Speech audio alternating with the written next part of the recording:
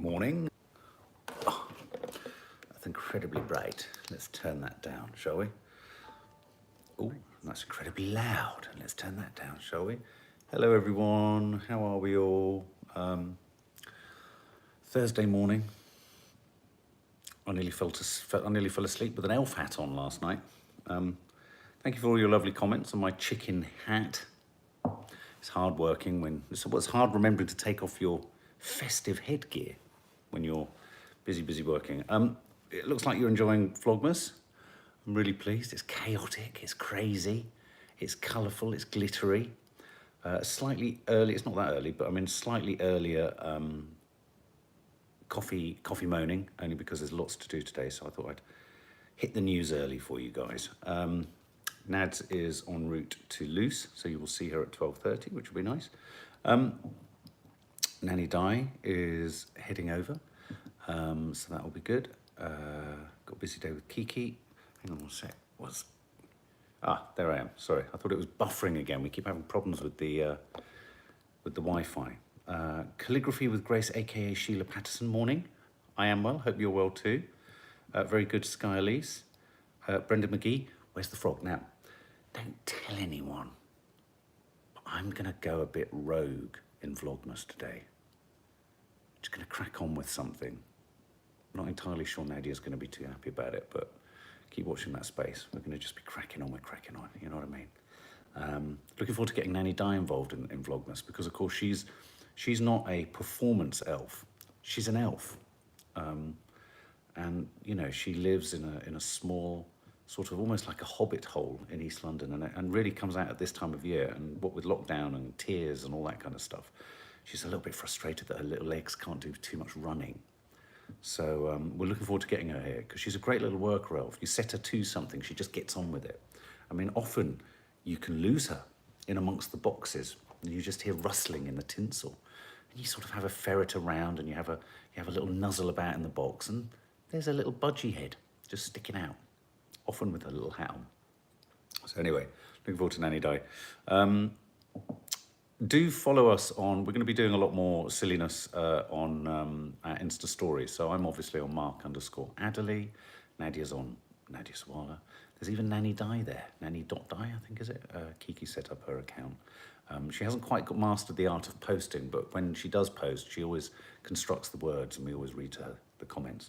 And we are hopefully getting her transferred over to a smartphone. So when I pick her up, I'm hoping to be able to do that. So a little bit of housekeeping there for you.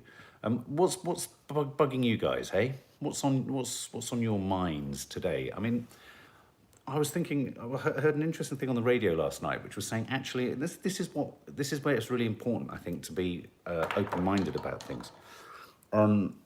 Nadia heard on the radio last night, it said that if it wasn't for Brexit, we wouldn't have been able to get this vaccine as early as we have, because we are the first country in the world to be able to use the Pfizer vaccine, or you know, certify the vaccine and then be able to sort of push it out for use. So, you know, that is a good thing. I mean, I think it's an inadvertent good thing, but it's a good thing nonetheless. But it's interesting, isn't it, how weird stuff. So presumably there was obviously going to be administrative layers of stuff, and I'd have thought probably we'd have all had to have applied in Europe en masse. So Janice Muir, that's just been rubbished. Well, there we go. I mean, but you know, it's interesting to hear these, you know, there are so many. I'm sure the Brexit camp will probably be wanting to kind of bang the drum that this is a good thing. I'm going to look into it a bit more. So here's the thing. There is a genuine issue with implementing this vaccine. And I you know, whilst I'm delighted we've got it, as I understand it, it's only being able to be sent out to 50 hospitals, because only 50 hospitals have the infrastructure or the tech to be able to cope with the freezing temperatures at which it needs to be kept and stored. So yeah, so I mean, you know, I think it's going to be quite, although they're going to be fixed parts of the community that are going to be targeted, I think in terms of where that happens, it's going to be totally based on where can cope with the vaccine. You're absolutely right, Nancy King. Good news about A-level exams, as it's totally stressed my 17-year-olds out. Yeah, I mean, today they've announced that A-level exams and GCSEs, they're gonna have a sort of flat rate, aren't they? They're going to sort of equalise the playing field with last year's um,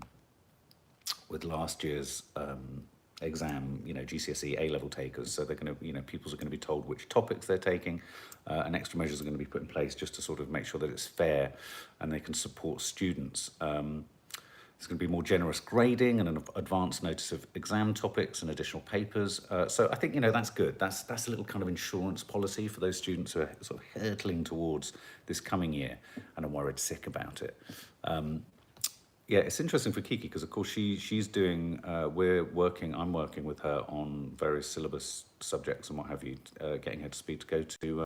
She's going to a new secondary school. Yeah, secondary school in September this year too.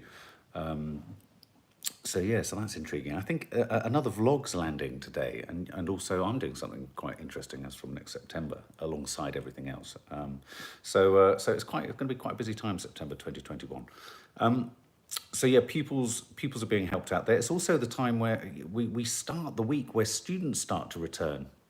Welcome, Maggie May, new YouTuber. Welcome to the world of YouTube. It's not just a world of stupidity and silliness and facile nonsense, though we specialise in that an enormous amount. It's also a world of emotion and humour and good cheer and a community. It's a lovely community too. What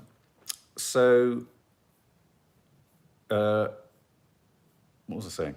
Oh yes, so students are coming back. I mean, I know that a lot of, Maddie was saying that a lot of her friends who are at university her older friends at university are heading back this week. It's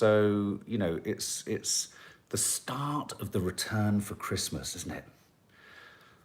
Let's just keep our fingers crossed that the virus, I mean, again, you could argue, should this be happening and all that kind of stuff. I personally think, yes, of course, you need to get your students home. I personally think students shouldn't have been made to sort of be whacked with the bill of rent for a sort of an insubstantial first term. I think they should have just said remote learning, work from home. Lots of that doesn't diminish kids' social circles in terms of even just talking to each other on the phone or meeting in a park or what have you, because lots of kids have their friendship circles in their hometowns, don't they? So I think they should have done that. And I also actually sincerely think that they should be really rethinking the idea of them going back all in one go in January. I think at the very least there should be staggered returns, or there should be just a delayed return, or an acknowledgement that just for the first 2 or 3 months until the vaccine starts to do its work, why keep spreading it around the country? So there's that. I think, again, the reason I've put Los Angeles, we're very fond of Los Angeles, and we're always interested in what's going on over there. I know a few people who live there. And Los Angeles has been pushed back into a lockdown. And I'm wondering whether any of that is partly to do with the Thanksgiving thing. Apparently they hit their worst day yet. And the reason that's significant is I think we need to look to the Thanksgiving experience in Canada. And no, Kiki will be 2 years before taking GCSEs. And I think you need to look to the Thanksgiving situation in Canada and then what's happening in the post-Thanksgiving situation in America to best work out what potentially is going to happen here after Christmas. All of this is moderated by the fact that, yes, we've got one vaccine and we're going to get another one in a minute. The Oxford one is going to come through. And when the Oxford one comes through, as Nadia said, it's going to be an infinitely more... Mandy Mile, what about Bristol Uni? They're in tier 3 now. I have a grandson there. I've got well, that's a good point, actually, Mandy. So what do students do if it's travel home week and they're in tier 3? There's a conundrum. What's your grandson saying, Mandy? Because, of course, Izzy, Fleur isn't down there anymore, but Izzy is in Bristol, but she's not at college, she works down there. That is an intriguing one. Because theoretically, you're not allowed to travel, are you? Caroline Faulkner, you are the house of the fabulous jumpers.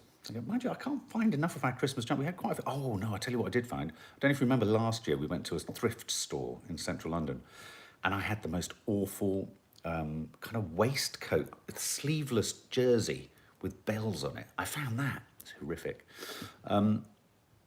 Yeah, Mandy, I'm curious to know. Morning, Jacqueline Frost. I'm really curious to know. They're planning staggered returns, Mark. But what do you do if you're in a zone, if you're a student in a zone this week and you're in tier 3? when all the guidance is not to move. It's only me. The government know we're going to get a spike because of Christmas. That's why they're staggering the return of students in the new year. Yeah, I mean, I think that has to happen. And but it's going to be intriguing, isn't it? How big the spike is going to be. I mean, I have to confess. I mean, I was saying this in the car last night. I know the cases are going down because of lockdown. That's precisely because of lockdown. But I don't know anyone else has noticed that the number of deaths is at the same height. And I know there's the whole debate over what is a coronavirus death and all that kind of stuff. But let's just assume that whatever the background to those numbers are, if it's 200 one day and 600 the next, I recognise the weekend delay. But if it's going up week on week, that's still a cause for concern for me anyway. I mean, you know, I know there's a lot of debate as to every death is being assigned as a coronavirus death and all that kind of stuff. I mean, again, you know, how many flu deaths are there being this year, and how many of the coronavirus deaths would have been flu deaths? I think that's the big question. So Los Angeles is going into lockdown, quite a severe lockdown as well. You know, they have had the highest day, or record, you know, statistically, they've had the worst day of the crisis, I think yesterday. But here's a thing. We're all having a virtual Christmas, really, aren't we? I mean, online and deliveries is a major part of Christmas this year. And it's become increasingly a major part of Christmas every year. And I was just wondering, what are your issues with deliveries? Do you have issues with deliveries? Now, I would need to find out, what is the name? There's a film. I want you all to sit, right, this is homework. Just flipping over to homework. What was the name of it? Oh, yeah. I want you all to do homework. I want you to watch at some point on one of the platforms, if you can. I think it might be on some free platforms, I'm not too sure. Ken Loach's Sorry We Missed You. Has anyone heard about that film? Sorry We Missed You. I did a review of it. Skyleys, you have problems all the time. Delivery man, pay for next day and it doesn't come to. Turning up on time when they say they're going to. Yeah, I just get everyone else's parcels. Yeah, that is one of the most frustrating things, isn't it? Now, the reason, before we go into the moaning and groaning, because there are lots of genuine issues with deliveries, but Sorry We Missed You will do a really important socio-political job of humanising the delivery man and make you realise that, Jesus Christ, these guys, when they look as frantic as they are, and when they're, you know, parking up their vans and running back to their car to kind of get onto the next one, they are under an inordinate amount of pressure. So it's there is no super chat, Maggie May. So do you know what I mean?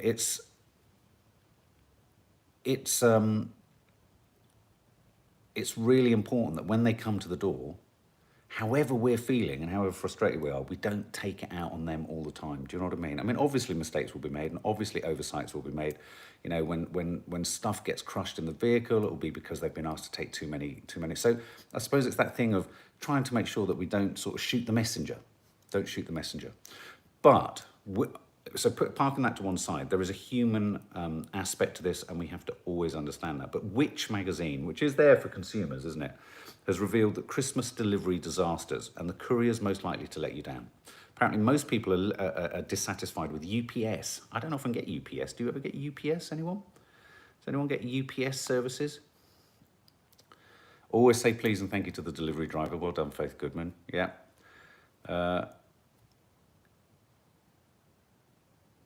Yeah, I had a very handsome delivery man, couldn't get angry with him. I loved, there was a very funny meme or TikTok that Maddie showed us in the No Name Sunday show one week, where, you know, when you order something, you can put in the details, any other details, like leave it in a regular place or a favourite place or whatever, or knock on the door on the right and all that. And someone had said, can you twerk as you deliver and leave it? And they had a ring phone and they showed it, and they did. Yeah, so UPS apparently is one of the least favourite. But some of the, Amazon always impresses with speed of delivery. And someone made an important point the other day. Yes, Amazon hoovers up Black Friday, but it's important to remember, as there is on eBay, there are lots of small companies running on, you know, housed on these bigger websites, or, you know, retail outlets, you know. But Amazon, sometimes, I mean, do you remember all this talk about Amazon drone dropping all of their deliveries by, you know, in your back garden? I think we ordered a book that Kiki needed to read, and it was there within 6 hours. How do they do that? How do they do that? The worst thing that I find, though, is, because we have a particularly unpleasant neighbour across the road, and is when they deliver something and they ask you to deliver it to somewhere else, or you end up finding something that you've got, because I always feel the guilt of this could be a kid's present or what have you, and then you don't want to go and deliver it yourself, do you? And it's such a conundrum, such a conundrum.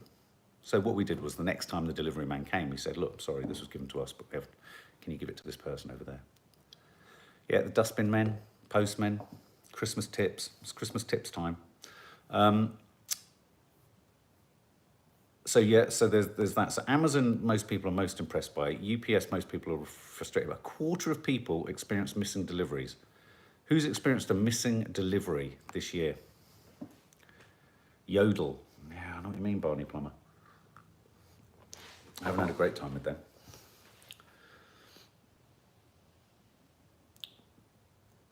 Hermes.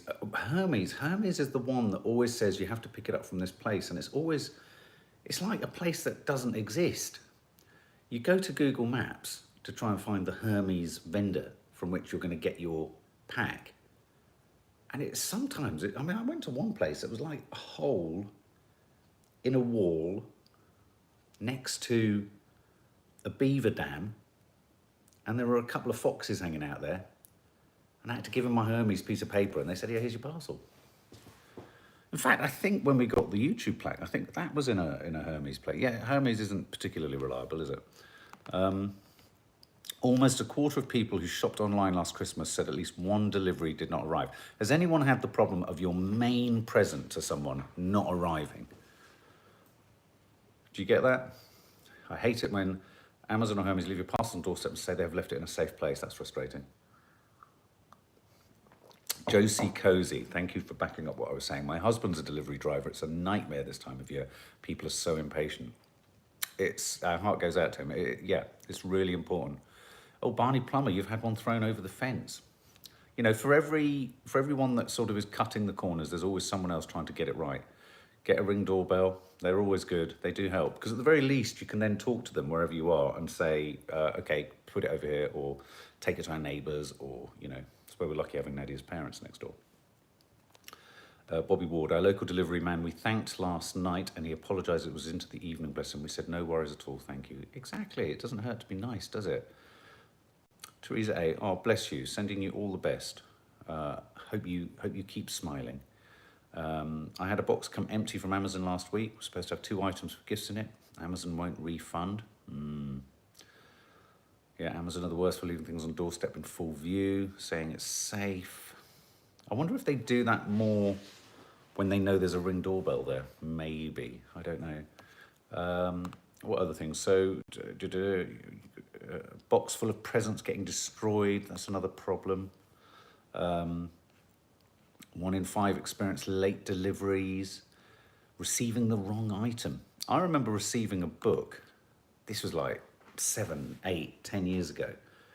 I started reading it, and on the 4th page, I have to say I laughed because I thought, God, the front of the person. Someone in the warehouse had obviously written Dick. And it wasn't like a pretentious book or anything. It was it was just a normal book, but it just said Dick. I roared with laughter. I should have kept it. I wish I'd kept it. Thank goodness for my Ring doorbell. What does S mean, Mark? Where's S? Where's S? Don't know what you're talking about, mate. Sorry. S, where's S? Oh, that. Oh, yeah. Oh, I see down the bottom. Yeah, no, that's something that we didn't realise you can flick on. You just flick it off. It's off. You can't use it.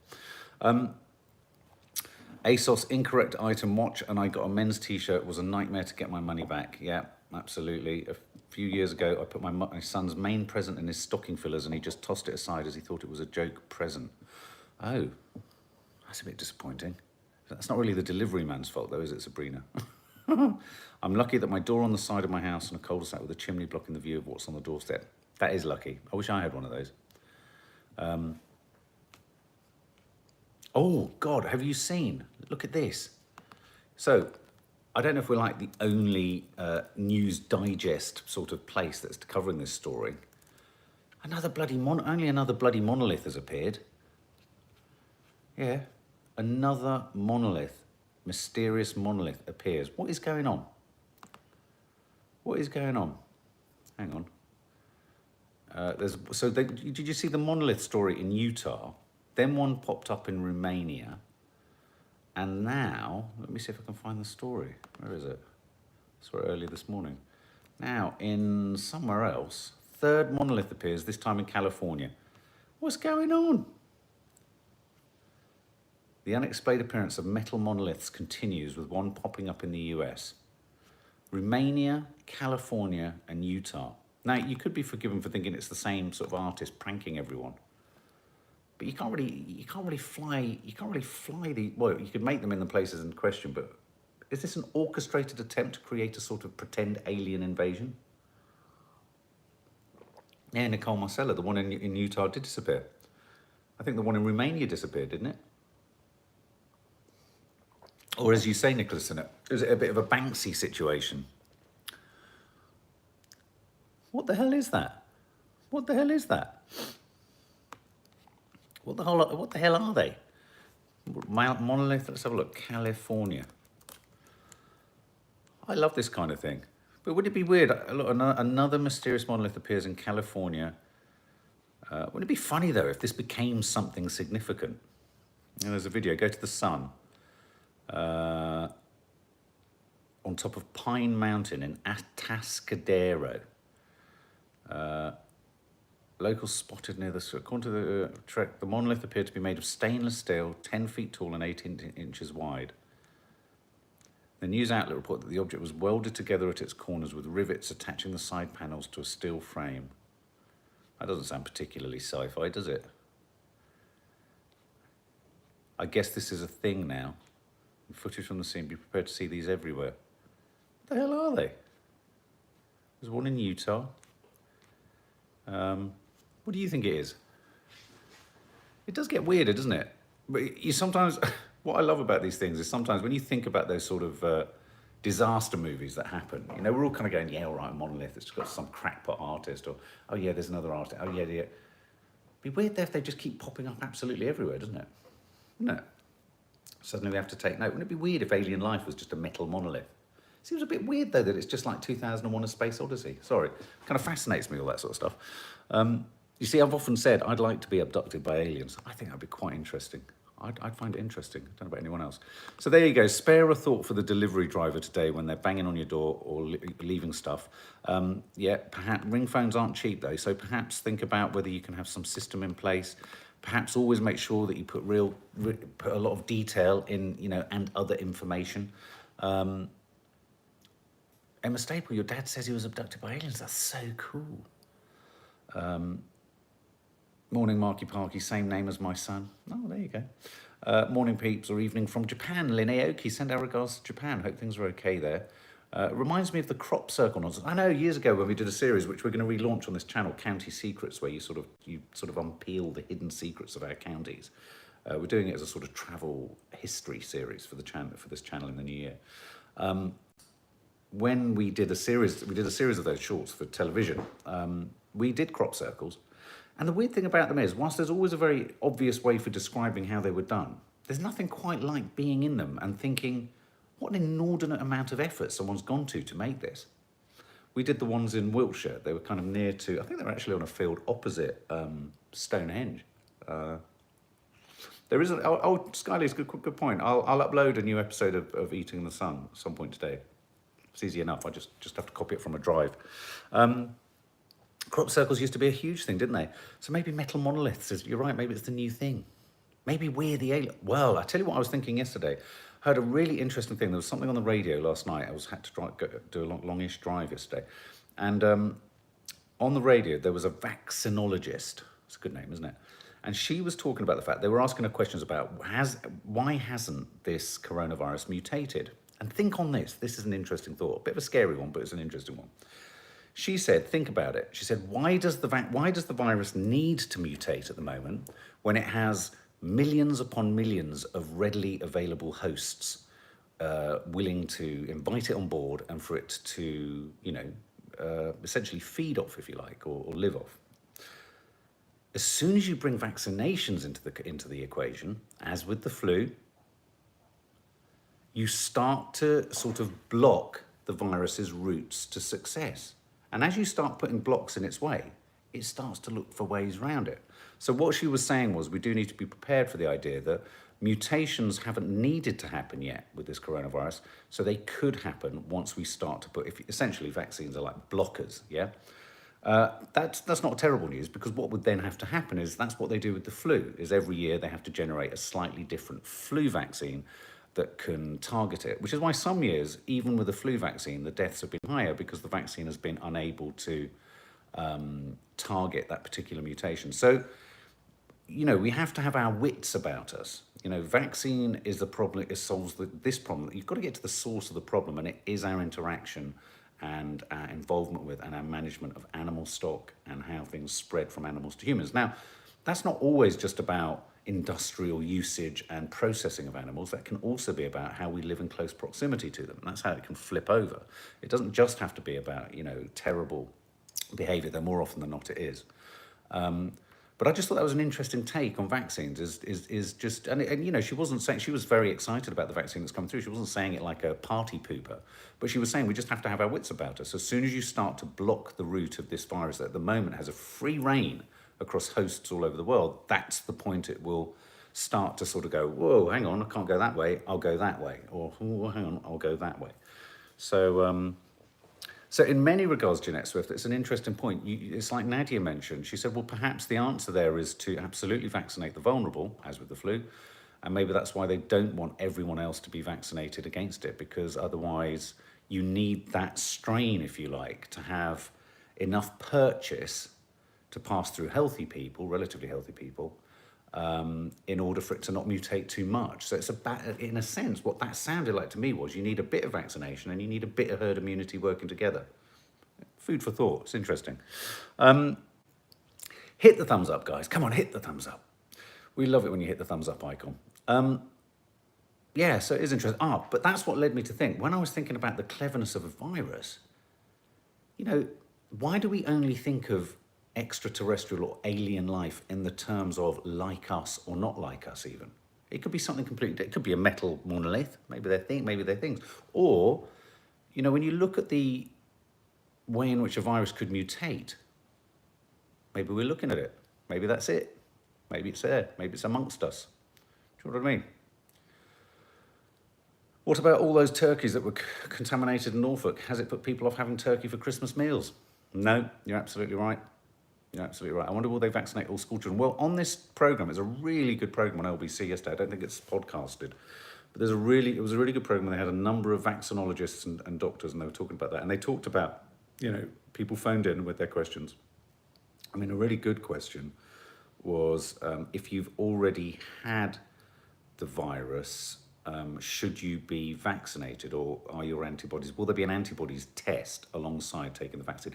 And a good question was, how do we know if it's worked?